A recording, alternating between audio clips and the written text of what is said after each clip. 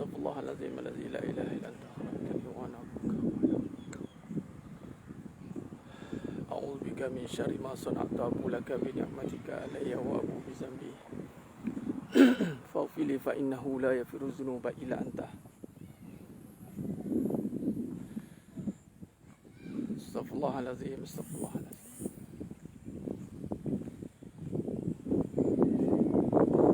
Allahumma salli ala Muhammad wa ala alihi.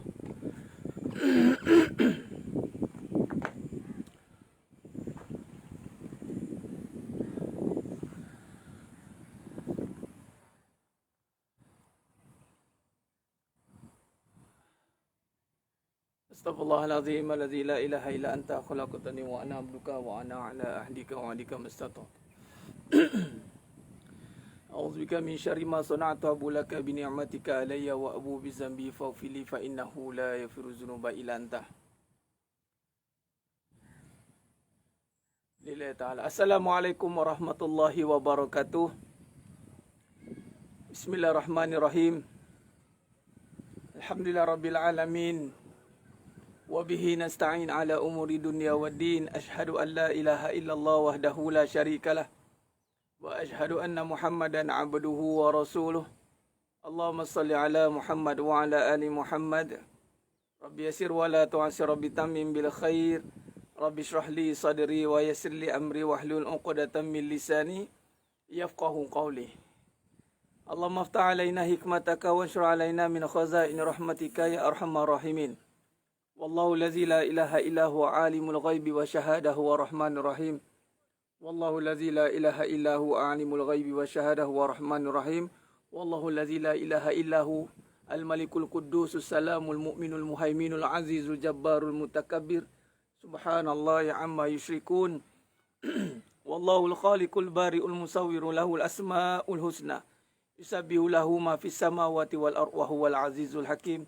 Wala haula wala quwwata illa billahil aliyil azim wala manja min Allah illa ilaihi amma ba'du. Sidang jemaah yang mulia ke Allah Subhanahu wa taala, para sahabat-sahabat semua, para ejen-ejen kebenaran, pejuang-pejuang kebenaran, muslimin muslimat, hadirin dan hadirat. Mudah-mudahan kita semua tergolong dalam golongan hamba-hamba yang sentiasa bersyukur pada Allah Subhanahu wa taala. Allah Taala kata qalilan ma tashkurun, sedikit sangat hamba-Ku yang bersyukur. Allah kata, Allah yang kata sedikit sangat hamba-Ku yang bersyukur. Allah yang kata. Bukan manusia yang kata, tapi hari ini kalau kita lihat, manusia boleh kata dia bersyukur, tetapi hakikatnya tidak.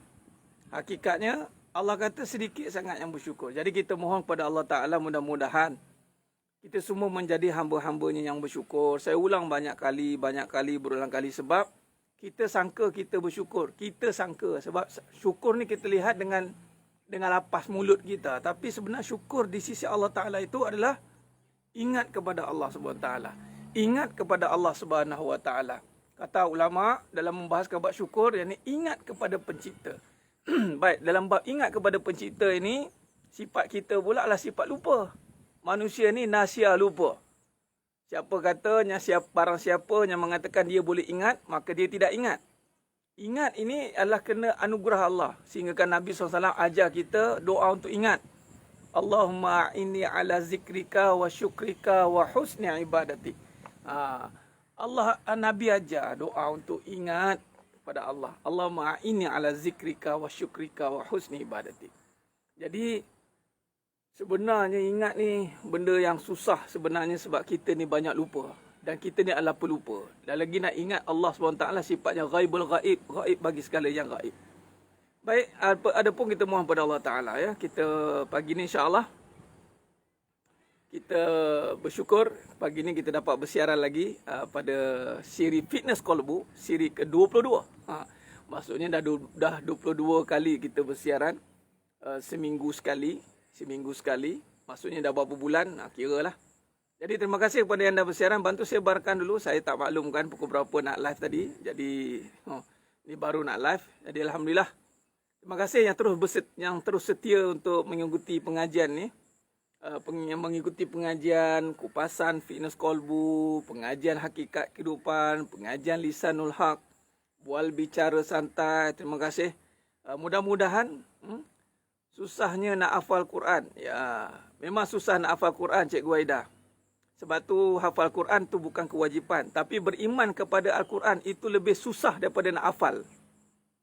Sebab iman, hafal ni bukan kewajipan. Beriman itu kewajipan. Iman tu, orang nak beriman dengan Quran ni susah sebenarnya. Sebab iman benda yang paling susah. Kita nak hafal ayat Quran. Iblis hafal ayat Quran. Iblis hafal. Yang ajar kita ayat kursi itu iblis. Okey? Abdul Rahman bil Muljam. Abdul Rahman Muljam ni mukri. Hafizul Quran 30 juzuk. Tapi dialah yang membunuh Sayyidina Ali bin Abi Talib karamallahu wajhah. Abdul Rahman bil Muljam. Jadi kita kena tumpu kepada beriman kepada Al-Quran, bukan hafal Al-Quran. Adapun memang ada kelebihan menghafal Quran, tapi beriman itu yang susah sebenarnya. Sebab ramai orang ini dia silat bulan dia tidak beriman kepada Al-Quran. Dia tidak beriman dengan Al-Quran. Okey? Sebab itu hati-hati, adakah kita ni benar-benar beriman kepada Al-Quran atau sekadar sebut Al-Quran atau sekadar tengok Al-Quran? Yang mana kita? Kita yang mana? Adakah kita ini kategori sebut Al-Quran? Adakah kita ini kategori tengok Al-Quran?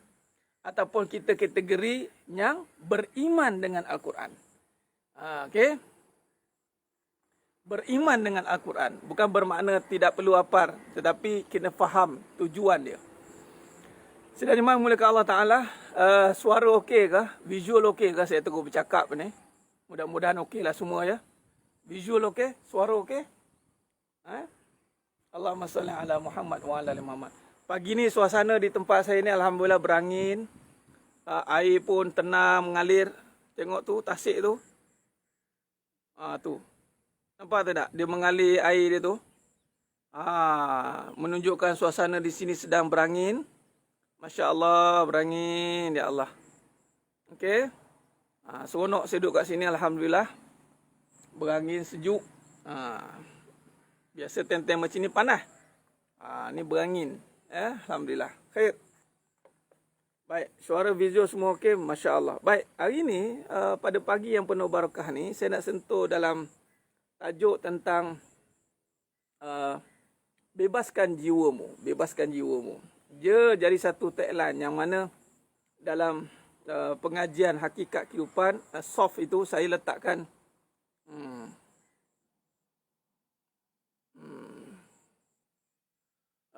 kadang-kadang bila kita mengaji cepat sangat terlentuk dan terlelap. Itulah mengaji dengan mata saja. Cuma mengaji dengan hati. Biarpun terlelap tapi hatinya hidup.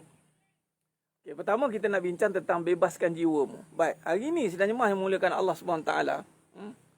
Hari ini kita tidak tahu bagaimana keadaan jiwa kita ini. Adakah jiwa kita bebas ataupun masih terbabas? Adakah jiwa kita ni bebas atau masih terbabas? Sedang jemaah yang memuliakan Allah Ta'ala. Jadi, kita nak letakkan kepada perbahasan bebaskan jiwamu. Bebaskan jiwamu. Baik. Bagaimana indikator jiwa yang bebas? Pertama kita bincang dulu bagaimana indikator jiwa yang bebas. Bebas jiwa ini adalah bebas daripada sebarang penyakit. Macam badan kita yang sihat. Badan yang sihat, bebas daripada penyakit. Jiwanya sihat, bebas daripada penyakit. Jadi, bebaskan jiwamu daripada penyakit-penyakit yang boleh menyakitkan jiwa. Tulis kat situ. Bebaskan jiwamu daripada penyakit-penyakit yang boleh menyakitkan jiwa. Boleh faham tuan-tuan? Boleh? Allah saya nak menyandung. Santai. Allah. Okey. Ini betul-betul santai ni. Okey. Allahumma salli ala Muhammad. Bebaskan jiwa dari penyakit yang menyakitkan jiwa. Itu yang kita nak sekarang ni. Kita nak bebaskan jiwa kita daripada penyakit yang menyakitkan jiwa. Kita pun tak tahu. Apa penyakit yang boleh menyakitkan jiwa? Baik. Saya nak ambil tamsil tentang perubatan, tuan-tuan. Ya. Saya nak tak bagi tamsil tentang perubatan biologi darah.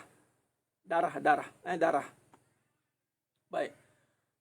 Darah ni tuan-tuan, mana yang ambil bidang biologi, mungkin dia akan faham sebab apa orang nak ambil darah, cek darah. Sebab darah memegang banyak rekod. Banyak rekod tentang kesihatan adalah berpunca daripada darah. Daripada darah itu nanti dia akan nampak, dia panggil maklumat-maklumat yang diperlukan. Khair. Jadi kita akan nampak pembawa penyakit itu melalui apa?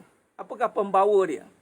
Jadi darah akan mengesan pembawa penyakit. Dia tengoklah apa kolesterol ke, apa ke darah tinggi. Itu ada sebab apa ke, macam-macam faktor yang ada pada darah. Baik, pada jiwa ini, kat mana medium nak cek? Kalau badan, dia cek darah. Jiwa nak cek apa, tuan-tuan? Sidang jemaah yang muliakan Allah Ta'ala. Jiwa nak cek apa?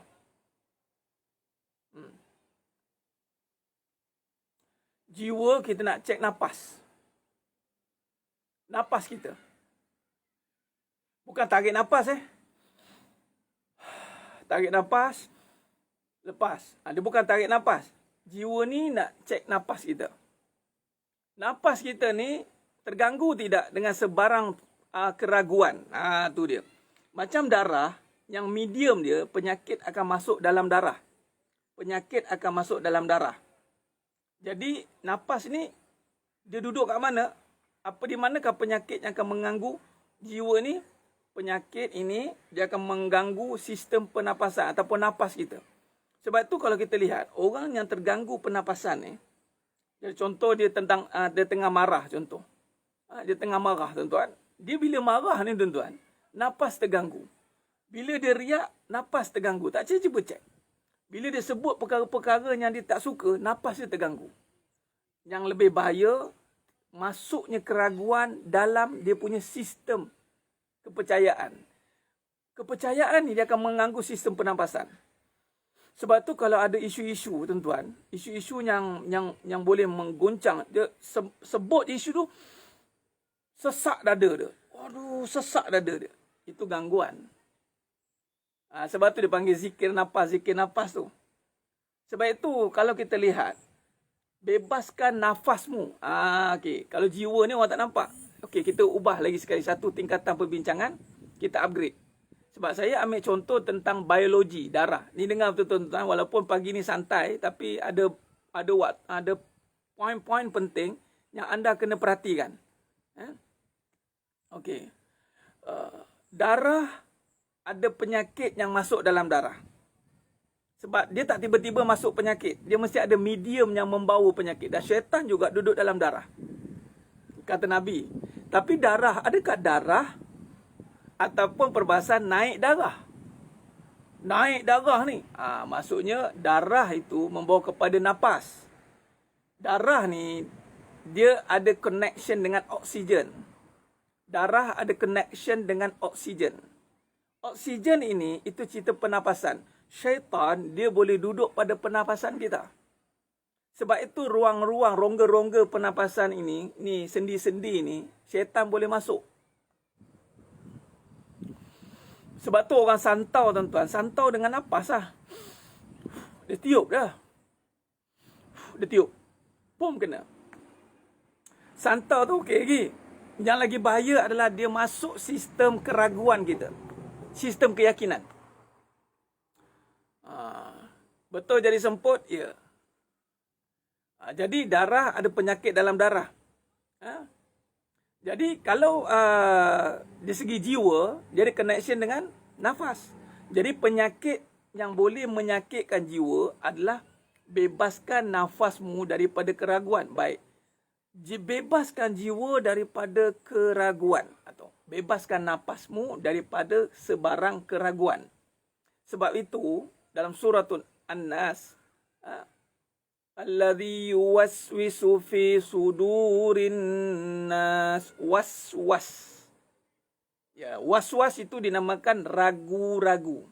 Jadi antara penyakit yang akan menyebabkan jiwa kita tidak bebas adalah apabila kita terbelenggu dengan keraguan. terbelenggu dengan keraguan.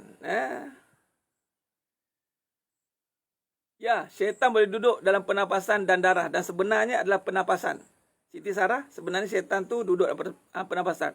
Tamsil kepada Nabi kata darah itu adalah pernapasan. Sebab itu, ubat yang paling mustajab untuk menghilangkan keraguan, menghilangkan gangguan, menghilangkan segala perkara-perkara yang meresahkan, yang perkara-perkara yang menggusarkan, itu adalah zikrullah. Zikrullah itu duduk pada nafas. Zikrullah itu duduk pada nafas, tuan-tuan. Dia bukan duduk pada darah. Darah-darah lah. Cuma zikrullah itu menjadi darah dagingmu. Zikrullah menjadi darah dagingmu melalui pernapasanmu. Pernapasanmu. Sebab itu, kena ajar diri untuk sentiasa ingat Allah dalam setiap napasmu. Fi kulli lamhatin wa nafas. Tu dia. Baik. Clear bab tu, tuan-tuan ya. Sendi-sendi tu rongga lah darah. Bila darah tu masuk situ kan masuk oksigen. Semua bahagian ada oksigen. Di mana ada darah masuk, di situ ada oksigen masuk. Yang medium darah itu membawa oksigen. Dalam darah ada oksigen. Oksigen meliputi pada pernapasan dan pada pendarahan, sistem darah. Oh, jadi doktor pula pagi ni. Mana yang ada doktor tu?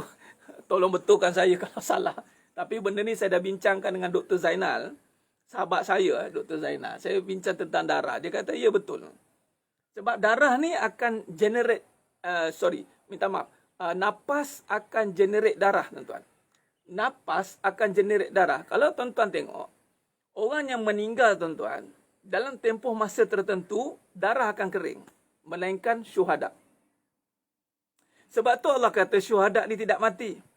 Sebab darahnya mengalir. Bermaksud rohnya masih ada. Rohnya masih ada, tuan-tuan. Nah, sebab itu, kalau jenazah, tuan-tuan, dia bila dah meninggal, dia darah pergi mana? Darah boleh kering, tuan-tuan. Kering pergi mana kering?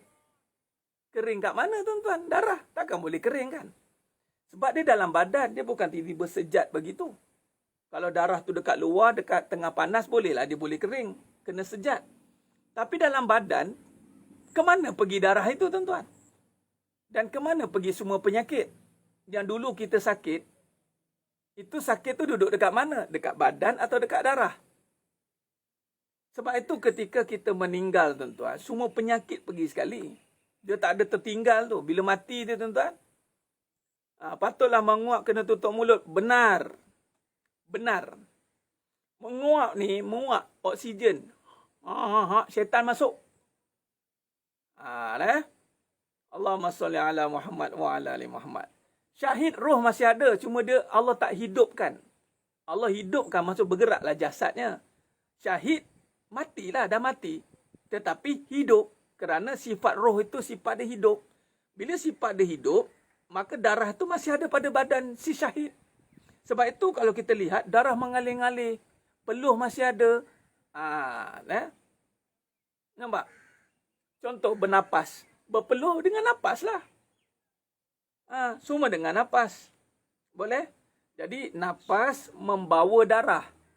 Sebab itu tak ada lagi ubat yang boleh mencipta darah. Arwah-arwah adik kena santau. Allah Akbar. Napas menjaga darah. Jadi sesiapa yang menjaga napasnya, maka dia menjaga sistem darahnya. Sebab tu contoh sekarang ni COVID, tuan-tuan. COVID, vaksin COVID, sebenarnya vaksin tauhid. Vaksin COVID, vaksin tauhid. Tapi berapa ramai lah orang nak percaya lah. Sebab tauhid ni kan kena kepercayaan. Jadi tuan-tuan, kalau siapa yang dah bebaskan, okey, sekarang ni kita dah nampak dah nampak. Maksudnya darah itu boleh masuk penyakit dalam darah. Saya tak nak cerita pasal darah sebab darah itu kena doktor yang cerita. Doktor yang kena cerita bab darah. Saya nak cerita bab napas. Napas ahlu zikrullah yang bercakap. Fas'alu ala zikri in kuntum ta'lamun. Orang nak mati tiada nafas. Ya, mati pada nafas. Tapi roh nafas pada jasad. Roh itu bukan bernafas. Roh bila masuk dalam jasad jadi nafas. Bila mati tak ada nafas lah. Tapi roh masih ada. Cuma tak bernafas. Tu saja. Kalau bernafas makna hidup. Kalau hidup syaratnya tak boleh ke bumi. Hidup. Syariat masih ada. Syariat pada roh itu adalah nafas. Syariat pada roh itu adalah nafas.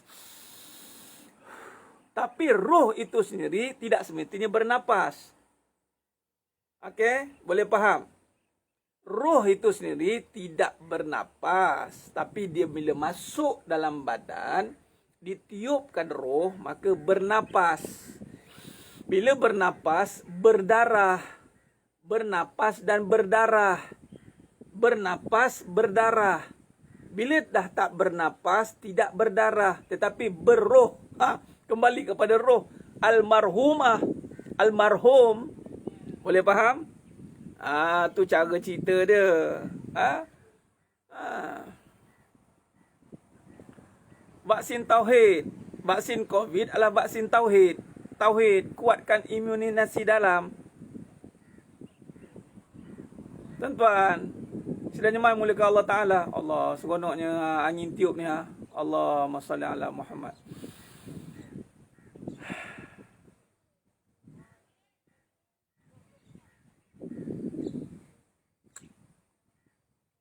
Ya, sistem kepercayaan. Betul Siti Arma Bakar.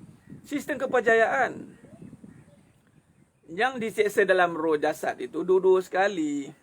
Itu dah alam barzah. Itu dah alam lain. Itu dah alam barzah. Dah alam barzah. Itu roh yang terseksa. Jasad dah di dalam kubur. Adapun perbahasan roh yang sudah ada di dalam kubur. Itu perbahasan lain. Yang sekarang kita nak cerita ini adalah jiwa kita ni boleh didetect dengan nafas. Faham? Jiwa kita ni boleh dikesan dengan nafas.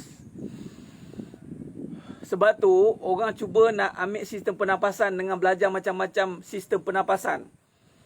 Yoga lah, meditasi lah. Tapi itu bukan bawa pada jiwa ya. Belum tentu nafas itu terus kepada jiwa. Ini lain pula. Maksudnya, ada orang cuba nak mengawal napasnya. Tapi napas itu bukan dikawal dengan bayangan. Napas bukan dikawal dengan senaman. Tapi napas yang dimaksudkan di sini, dengar baik-baik tuan-tuan. Napas yang dimaksudkan di sini adalah sistem kepercayaan. Jaga kepercayaan membawa maksud menjaga pernapasan.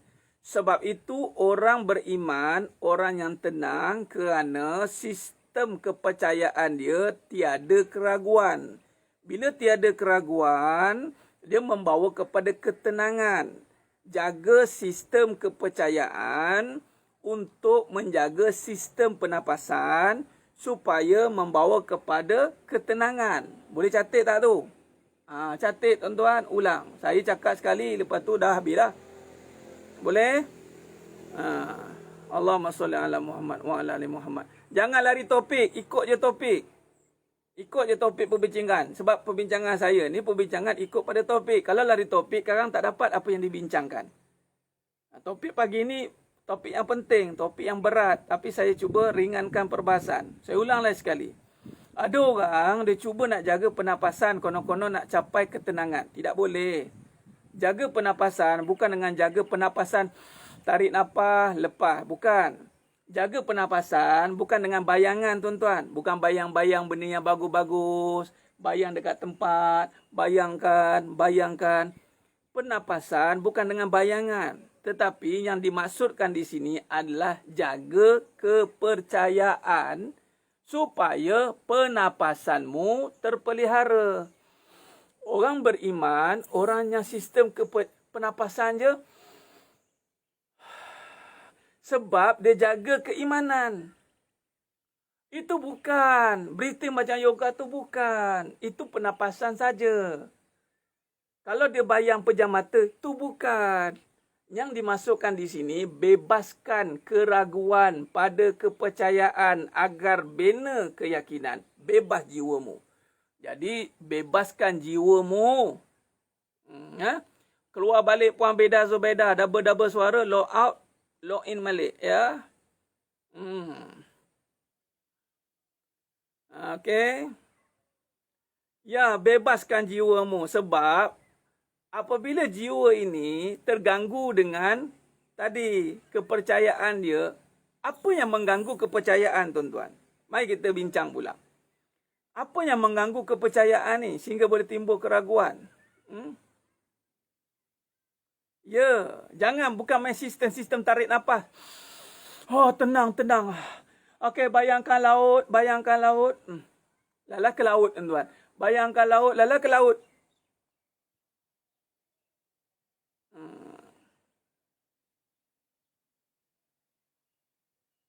Yoga, tai chi dan semua sistem pernafasan tak hilangkan keraguan. Ni kita nak hilangkan keraguan. Orang yang hilang keraguan adalah orang yang pernafasan dia terjaga, terpelihara. Sebab tu bila ada isu-isu, ketat jiwa. Ya, bila tiada. Okey, apa yang mengganggu sistem kepercayaan kita? Ingat, kepercayaan. Kepercayaan dalam rumah tangga, kepercayaan dalam perniagaannya, kepercayaan, ya Pak Tamboga, keduniaan.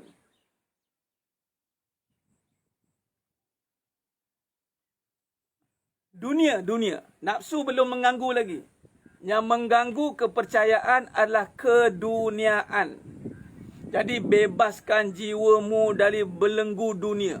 Itu saja. Nafsu ni dia ikut je tuan-tuan. Nafsu ni dia ikut. Dan biasanya nafsu akan ikut dunia lah. Nafsu akan ikut dunia.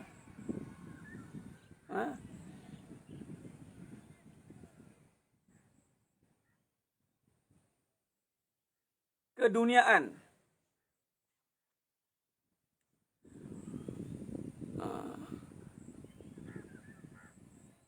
Tutup mulut dan tangan bila menguap subhanallah dan kawan. Yalah, bolehlah selagi tak batal.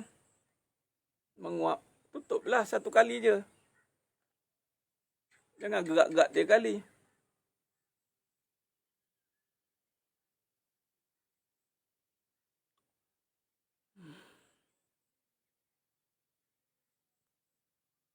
Allahumma salli ala Muhammad wa ala ali Muhammad. Jadi sekarang ni, apa yang kita bincang, lagi banyak kita cerita tentang keimanan, lagi banyak kita cerita tentang kekuasaan Allah, maka lagi banyaklah tertanggal belenggu dunia. Tuan-tuan, macam mana nak hilangkan belenggu dunia? Kembali kepada kekuasaan Allah.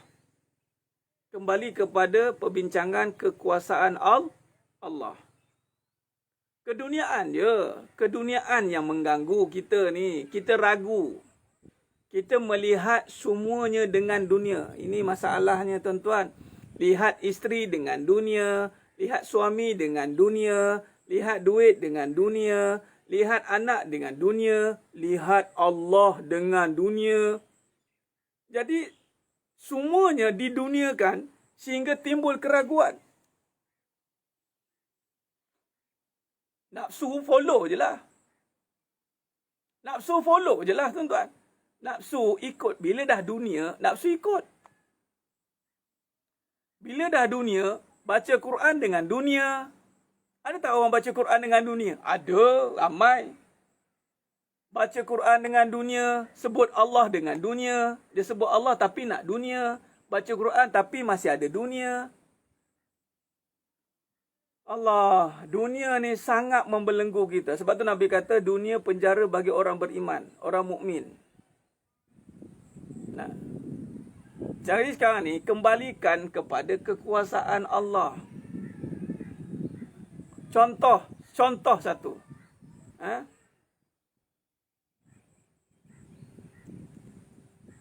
Syakira Anisa, saya dah bincangkan tadi. Gangguan jiwa punca penyakit rohani ke Ustaz? Gangguan jiwa ni daripada keraguan, was-was. Bila ragu tu dah tak. Keraguan yang paling tinggi adalah ragu dengan Allah lah. Betul tak? keraguan yang paling tinggi, yang paling dunia ni, dia bila ragu dengan Allah. Dunia akan membuat kita ragu dengan Allah. Betul tidak? Contoh, tak ada duit. Berapa ramai bila tak ada duit, ragu dengan rezeki Allah. Berapa ramai? Dunia akan menghilangkan keyakinan kita pada Allah. Keraguan yang paling tinggi adalah keraguan pada Allah. Bila kita ragu dengan Allah, tuan-tuan, pasangan pun ragulah. Dengan suami ragu, dengan isteri ragu, dengan ragu, bukan ragu-ragu, macam-macam ragu. Dengan orang ragu, dengan bisnes ragu, semua ragu. Sebab you punya sistem ragu dah paling tinggi. Ragu dengan Allah. Dah ragu dengan Allah, tuan-tuan.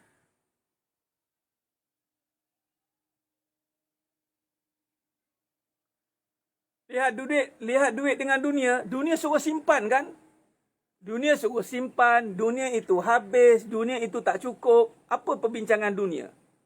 Dunia itu sempit. Dunia itu semua perbincangan yang sebenarnya, perbincangan yang tidak menenangkan. Dunia ni tak ada pun perbincangan yang menenangkan.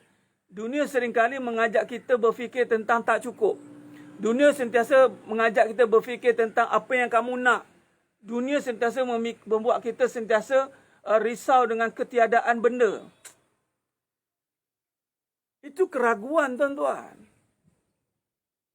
Dunia mengambil, menarik keyakinan kita. Last sekali, jaga perasaan. Kita akan termasuk dengan perasaan. Bila dah kita terganggu dengan dunia, kita dah hilang keraguan, kita hilang keyakinan pada Allah. Ragu, tuan-tuan. Ragu dengan Allah, maka perasaan pun masuk. Kita akan jaga perasaan. Kita akan jaga perasaan daripada menjaga ketaatan. Kita tolak ayat Allah Ta'ala. Kita akan tolak hukum Allah Ta'ala. Kita akan mengukur kehidupan dengan perasaan kita. Rumah tangga diukur dengan perasaan. Dunia itu perasaan. Perniagaan, perasaan diukur dengan perasaan. Anak-anak diukur dengan perasaan. Semua benda diperasaankan, tuan-tuan. Akhirnya menjaga perasaan. Perasaan-perasaan inilah menjadi pintu masuk kepada penyakit-penyakit rohani, tuan-tuan. Merajuk, dengki, khianat, cemburu.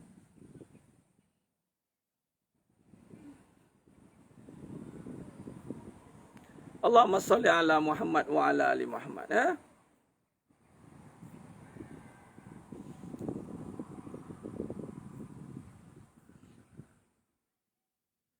La haula wa la quwata illa billah.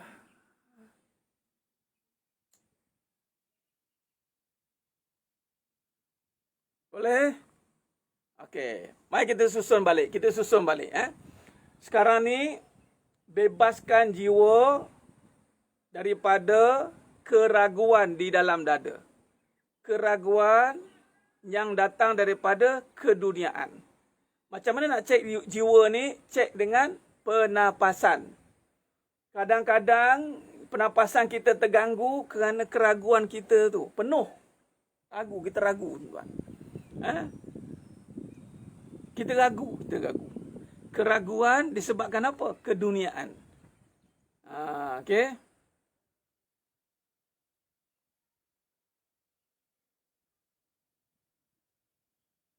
Bebaskan jiwa daripada keraguan yang ada. Keraguan itu daripada dunia.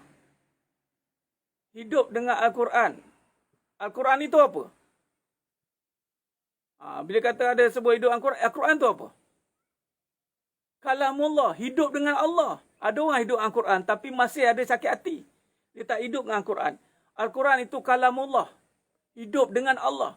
Orang yang hidup dengan Allah, satu ayat Quran menyelesaikan masalah hati dia. Satu huruf saja boleh mengubatkan jiwanya. Berapa ramai baca Al-Quran masih ada cemburu?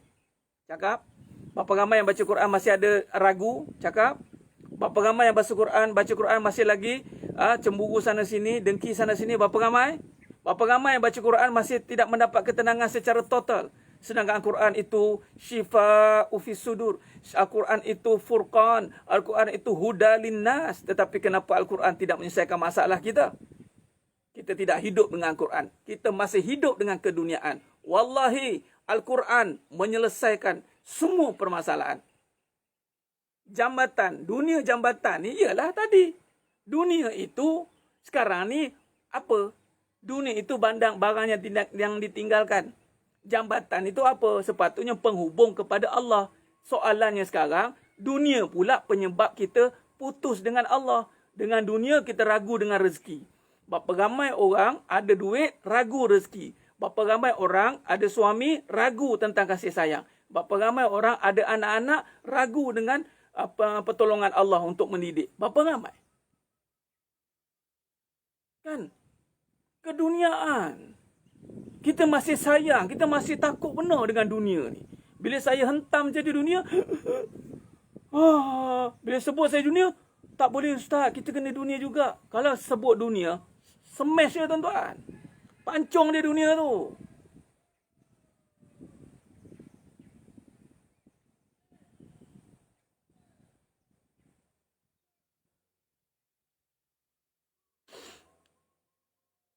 Furqan, Al-Quran tu pembeza kepada hak dan batil, tuan-tuan. Orang yang betul-betul menjiwai Al-Quran, dia akan membezakan hak dan batil. Walaupun dia tak apa Al-Quran.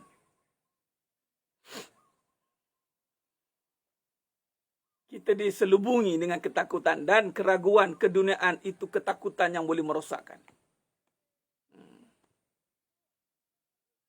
Allahumma salli ala Muhammad wa ala ali Muhammad. Ya. Kita kena ada satu keyakinan. Keyakinan yang mesti tidak berbelah bagi. Dunia, barang yang ditinggalkan. Dunia, barang yang tiada harga, tuan-tuan. Hari ini tadi saya tengok perhati. Sempatlah beli sarapan sekejap. Tengok, tuan-tuan. Pakai kereta BMW, pakai kereta mewah-mewah sini kan. Adalah.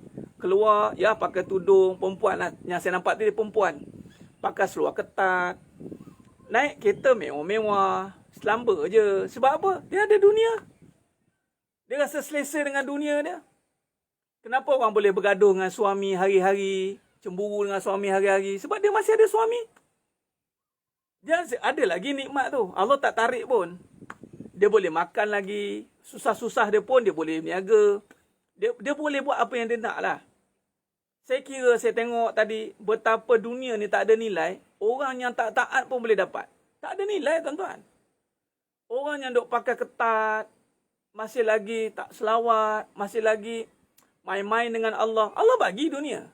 So di mana hilang di mana? Di mana nikmat dunia kalau orang yang ragu dengan Allah pun boleh dapat, orang yang menentang Allah pun boleh dapat, apa beza kita dengan dia? Engkau ada, aku ada. Apa beza? Engkau dapat dengan... Tak ada beza. Tak ada beza, tuan-tuan. Sebab tu dunia ni bukan barang perbincangan. Bukan bincang dunia ada ke tak ada, ustaz. Macam mana nak dunia. Yang kita nak bincangkan, ragu tu ada tak ada. Ustaz, saya masih ragu lah, ustaz. Dan itu perbincangan kita. Itu perbincangan kita. Ada orang ada dunia, tapi dia masih ragu di dadanya. Ada orang tak ada dunia, dia dah yakin di dalam jiwanya. Jadi yang nak ditekankan, adakah anda masih ragu di saat anda ada harta? Adakah anda masih ragu di saat anda ada suami? Adakah anda masih ragu di saat anda mendapat apa yang anda ada? Masihlah ragu. Okay, kalau masih ragu, hati-hati. Hati-hatilah, tak selesai masalah. Masalah utama hidup kita ni adalah nak hilangkan keraguan. Nak hilangkan keraguan. Jadi nak hilangkan keraguan itu adalah dengan menghilangkan punca dia. Apa dia? Keraguan itu datang daripada ketidakfahaman kita ataupun kurangnya keyakinan kita kepada Allah Subhanahu wa Ta'ala. Itu dia penyakit. Jadi bebaskan jiwamu daripada keraguan. Itu je, tuan-tuan. Hari demi hari, tuan-tuan. Belajar untuk yakin dengan Allah. Bina keyakinan dengan Allah, tuan-tuan. Sebut sifat boleh jadi panic attack. Masya Allah. Tak tahulah apa cerita siapa boleh panic attack kan.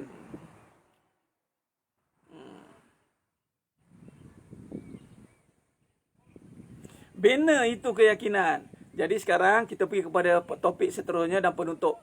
Penutup topik. Tak boleh lama hari lagi, kita pendek-pendek sudah. Malam ada lagi. Baik, seterusnya adalah kita hidup terus tulis tuan-tuan, terus tulis. Aku mulai hari ni aku nak bina keyakinan pada Allah. Okey, ada yang tanya tadi macam mana nak bina keyakinan? Bina hubungan baik dengan Allah. Bina hubungan baik dengan Allah. Bina keyakinan dengan membina hubungan baik dengan Allah Ta'ala. Nak bina hubungan baik dengan Allah, sentiasa mulakan dengan sentiasa puji Allah Ta'ala di dalam semua keadaan. Belajar jangan ada satu pun komplain. Jangan ada komplain. Tu je. Nak tahu tak? Ni cerita bab komplain sikit. Rumah tangga yang bahagia, ni saya masuk rumah tangga. Apabila suami tak komplain isteri. Suami yang berjaya tak komplain isteri, rumah tangga tu bahagia abadi. Tak percaya buat. Dia kalau nak kahwin lagi pun, dia tak komplain isteri dia. Dia tak komplain isteri pertama, tak komplain. Dia tak ada benda yang nak dikomplainkan. Masak pun okey, tak masak pun okey, kembang pun okey, kuncup pun okey. Bang, badan saya ni dah kembang 14, kembang 12, kembang macam-macam nombor lah kan keluar. Biarlah kembang mah. Kembang macam teratai, bunga kembang teratai di Tasik Layu pun boleh. Dia okey. Ada ke Ustaz suami yang tak komplain? Ada. Suami yang nak jaga hubungan dengan Allah, dia tengok isteri dia itu adalah hadiah daripada Allah. Kembang ke, kuncup ke, straight cut ke, low cut ke, apa cut yang ada, semua tu sempurna bagi dia. Kenapa? Allah. Dia bukan nak jaga perasaan isteri. Wahai suami, anda jangan tersilap faham. Tak payah jaga perasaan isteri ni. Isteri ni anda jaga perasaan sampai masa nak tinggal, dia tinggalkan anda pun. Sampai masa dia nak maki, dia maki je. Sampai masa dia tak suka, dia cakap je. Buang masa jaga perasaan isteri. Baik jaga hubungan dengan Allah. Jangan komplain isteri. Itu lebih baik. Kerana once you complain isteri, bermaksud you complain Allah. Khalas, saya dah buat dah tuan-tuan.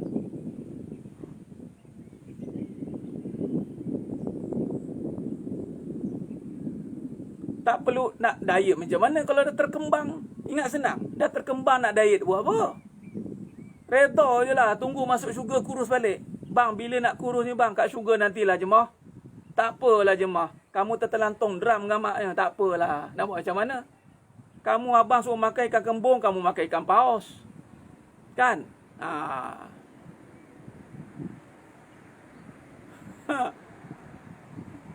Itu je. Habis kembang semua dah. Ya, belajar serta puji Allah dengan jangan komplain. Puji Allah ni, puji Allah itu dengan kita sebut alhamdulillah kan?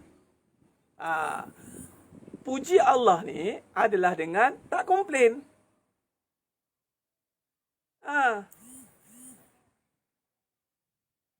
Jangan komplain masak ke, tak masak ke, apa ke, jangan komplain. Tapi bimbing, didik isteri, tegur isteri kena, komplain jangan. Ini kerja komplain dia. Ni bila saya cakap suami ni, isteri pun sukalah. Betul Ustaz, betul. Isteri pun samalah. Jangan komplain suami. Kalau nak jaga hubungan dengan Allah, jangan komplain suami. Kalau suami nak kahwin lagi, okey. Jangan komplain.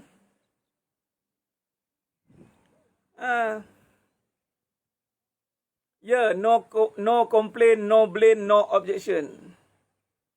Suami tak jaga hubungan baik dengan Allah, dia akan komplain lah. Suami, ini suami, saya bagi contoh. Siapanya tak jaga hubungan baik dengan Allah, dialah sakit, puan. Jadi kalau kita tak nak sakit, kita jagalah hubungan. Jaga hubungan dengan Allah dah hak individu, bukan orang. Tak perlu orang lain jagakan hubungan kita dengan Allah. Kita sendiri kena jaga. Kita sendiri yang kena jaga hubungan dengan Allah. Kita sendiri yang kena jaga. Ya. Sama-sama. Sekarang ni, tadi apa? Suami kalau kuat bebel, dah dah suami kuat bebel, isteri janganlah pula membebel lebih kuat. Suami kuat bebel, Allah uji dengan suami kuat bebel. Isteri, hanya isteri yang mengaji kan. Isteri yang mengaji apa? Nak bina hubungan dengan Allah tidak? Ya. Nak bina keyakinan dengan Allah tidak? Ya.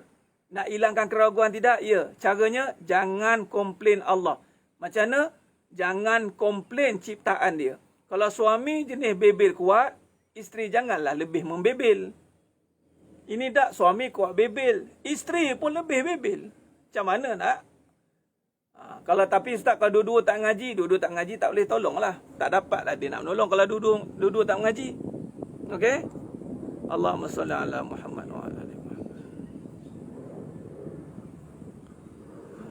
Isteri diam dan bukan mendiam, tapi isteri terima, syukur. Ya. Okey?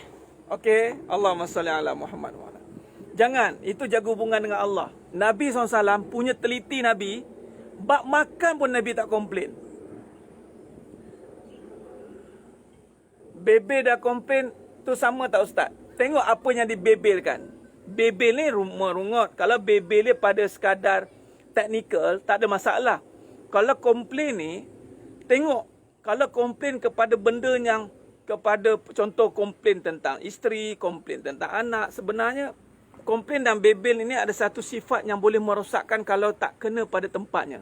Ada lebih baik jangan bebel, jangan komplain lah. Lebih baik tak payahlah. Sebab silap air bulan dia bebel benda yang tak patut dia bebel.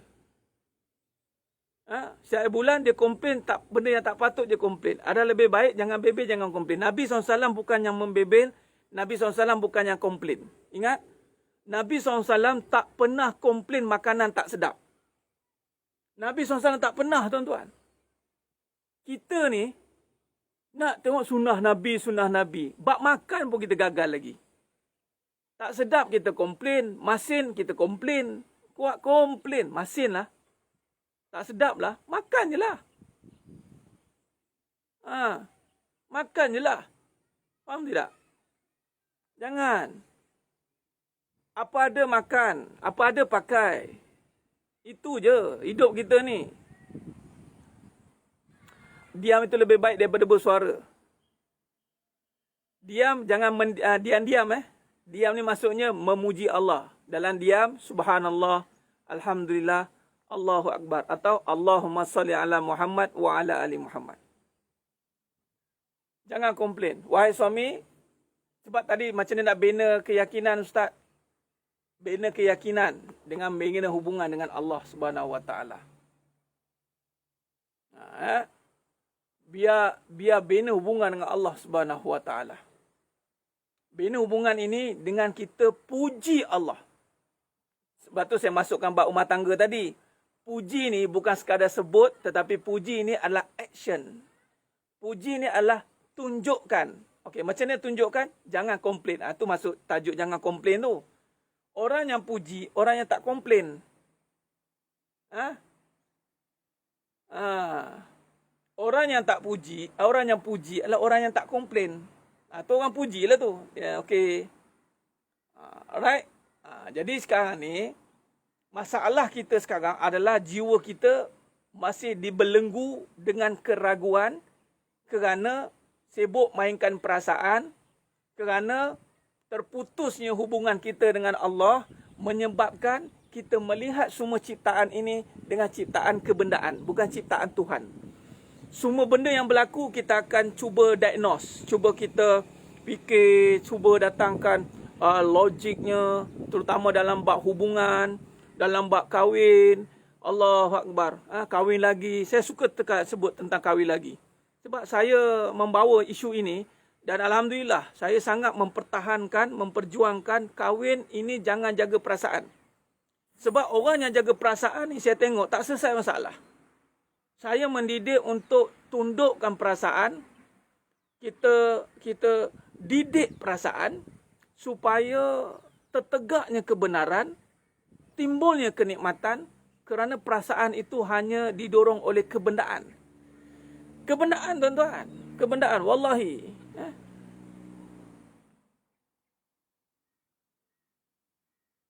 Orang grup dunia akhirat ada invite, tak payahlah tu.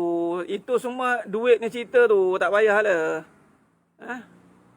Dia makin namanya apanya, tanggung sendirilah. Ini Puan Rahayu ada banyak, sebab tu banyaklah macam-macam agenda lah, buat grup kena bayar lah. Masuk kena nasihat, nak kena ada komitmen fee lah, RM10 lah. Apa duk RM50 lah. Lepas tu kalau tak puji, tak join, tak aktif, kena remove. Apalah grup macam tu kan. Allah. Itu semua pergunakan agama tu. Minta maaf cakap. Itu grup-grup pergunakan agama. Apa syarat? Apa syarat-syarat masuk grup? Sedangkan syurga pun Allah bagi peluang kepada semua orang. Ini kan grup? No. Nak kena ada masuk entry fee RM10 ataupun kena aktif, kena bawa 10 orang. Orang kalau mentaliti duit, mentaliti produk, mentaliti niaga, semua benda nak diniagakan. Itu yang Anas marah tu. Agama buat crowd, buat grup, lagi berniaga.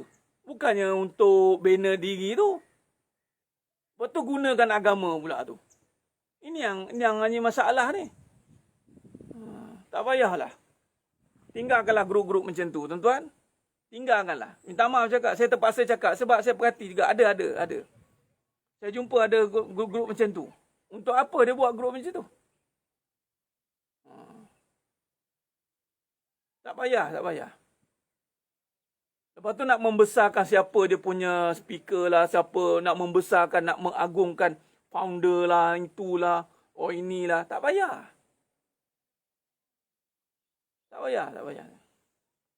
Ini semua saya confuse sebab ni, Pak Tuan, perasaan nak bawa di mana? Perasaan tu ditundukkan. Perasaan ditundukkan.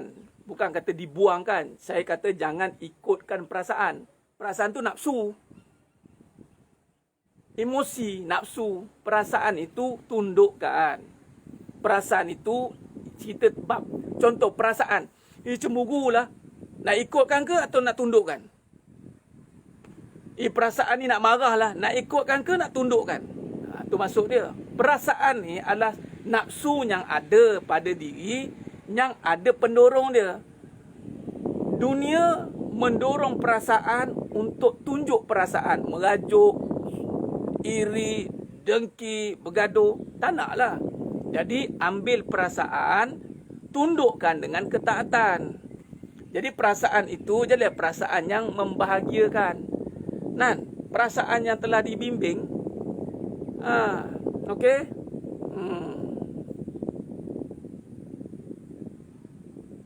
Allah. Terjatuh. Okey, sudah jemaah muliakan Allah SWT. Boleh? Allah masa.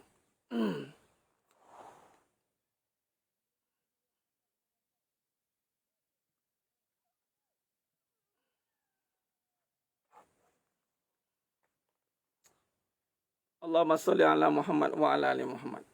Okey, sudah jemaah yang muliakan Allah SWT. Baik, insya-Allah.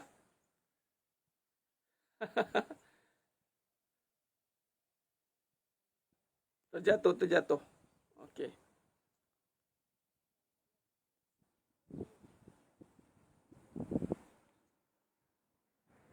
Okey, sudah jemaah yang muliakan Allah SWT. Insya-Allah. Saya kira cukup setakat tu dulu. Malam ni kita ada kelas pengajian Lisanul Haq. Baik, terima kasih banyak kepada yang setia teman berteman pada pagi ini, insya-Allah. Alhamdulillah. Alhamdulillah. Jadi kata kunci kita, kata kuncinya adalah bebaskan jiwamu. Bebaskan jiwamu dari belenggu dunia, keraguan, perasaan.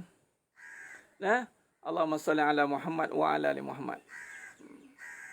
Okey. Baik, insya-Allah itu saja. Terima kasih banyak. Macam mana nak istiqamah kawal perasaan? Kawal dengan keyakinan. Bina keyakinan, tuan. Istiqamah kawal perasaan, perintah kawalan perasaan. Malam ni tajuk Lisanul Haq. Sambungan daripada tanda-tanda Allah mencintai kita. Tanda-tanda Allah mencintai hamba-hambanya. Malam ni kita bincang Lisanul Haq. Okey? Jangan ambil ilmu dari ustaz untuk nampak salah orang tapi buta salah sendiri. Itu tak betul tu. Kita belajar untuk diri. Bukan untuk berhujah, malah bukan untuk menyalah. Ingat? Kita menuntut ilmu adalah untuk diri kita. Okey? Bukan kita untuk berhujah, untuk menyalah. Baik, terima kasih banyak. Terima kasih banyak. Mohon ampun, mohon maaf di atas segala kekurangan, terkurang bicara saya dalam penyampaian pada pagi ini. InsyaAllah. Jadi kita jumpa pada malam ini. InsyaAllah. Dan kitab Lisanul Haq. Jemput semua yang hadir pada pagi ini untuk sama-sama terus mengimarahkan pengajian kita. InsyaAllah. Mudah-mudahan makin lama makin terbukalah kefahaman, datanglah kenikmatan dan teruskan bermanfaat kepada manusia lain. Bantu lagi ramai kawan-kawan kita, sahabat-sahabat kita yang mungkin mencari-cari makna kehidupan ini ya. InsyaAllah. Terima kasih banyak. Kita bertemu lagi pada siri yang akan datang dan malam ini insyaAllah. Aku qali hadza wa astaghfirullahalazim li wa lakum wa billahi taufiq wal hidayah. Wassalamualaikum warahmatullahi wabarakatuh. Kita tangguh dengan tasbih kafarah dan surat As. Subhanakallahumma wa bihamdik asyhadu an la ilaha illa anta astaghfiruka wa atubu ilaik. Bismillahirrahmanirrahim. Wal 'asr innal insana lafi khusr illa alladhina amanu wa 'amilus solihat wa tawassaw bil haqq wa tawassaw bis sabr. Wallahu a'lam bisawab. Takbir. Allahu akbar.